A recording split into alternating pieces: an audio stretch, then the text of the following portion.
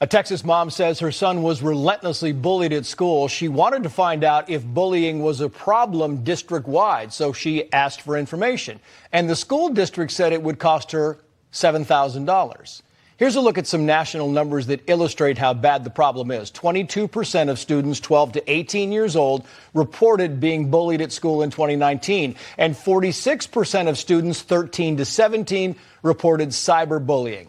Let's bring in that Texas mom, Terrie Chumchal, and American Freedom Network attorney Warren Norred. Thank you both for coming on. We appreciate this. Terrie, to you first. You really just wanted the information on your son. You wanted the bullying statistics. You wanted statistics for assault, bullying, and police involvement. And they said, well, it's going to take thousands and thousands of pages, and it's going to cost you $7,000. What then?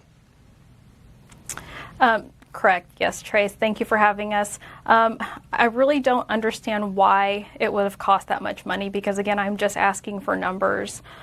These numbers were needed for me to understand why all of the things that happened to my son, how they weren't bullying. And a lot of the things that happened to him were actually assault. And we just don't understand why they're happening, why they're not counting them, and how they could ever cost that much money.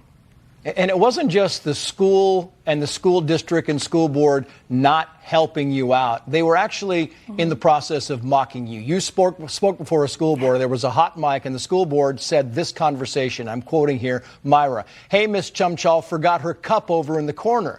Do you want to give it to her? The purple cup right there? That's it. Yeah, we need to return the cup. Yeah, I will tell her right where to put that cup. Mr. Norred, you think parents have every right to know what's happening to their kids in school? Well, absolutely. And it's not as though Terrie was asking for anything that they are not already required by Texas state law to accumulate. This is just the numbers that they're required to do. What they wanted to do is they wanted to say, well, we have to redact all of these things as though we were asking for the reports themselves. They were just looking for the numbers, and so they wanted to use any excuse to keep their work opaque and not work openly so people can see what their school district is doing.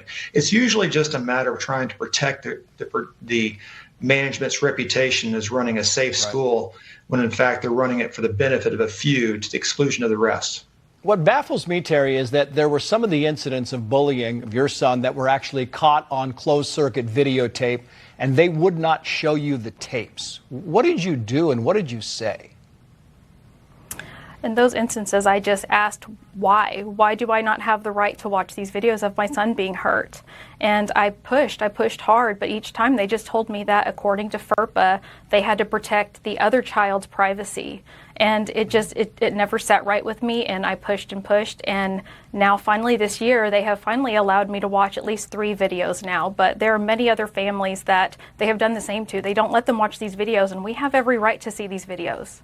Yeah, and this is happening all across the country, and it's got to be very hard to watch that video. I want to play this soundbite. This is from Nicole Solas, a Rhode Island mom, who was on America's Newsroom back in June. The same thing happened. She asked for information. They wanted thousands of dollars. Watch.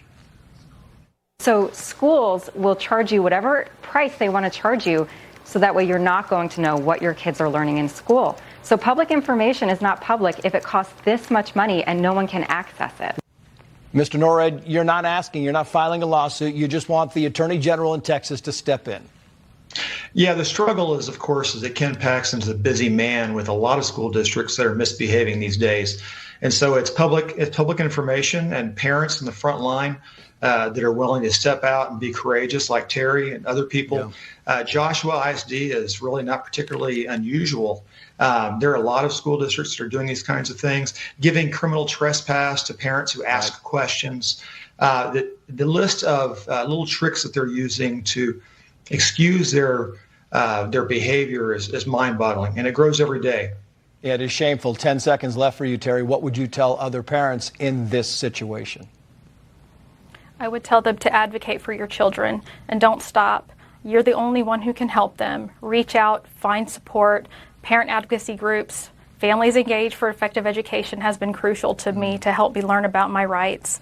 Find help, reach out to family and friends. You have to help your children. Yeah, and you have every right to do so. Terrie, Warren, best of luck to you. Thank you both. Thanks. Thank you.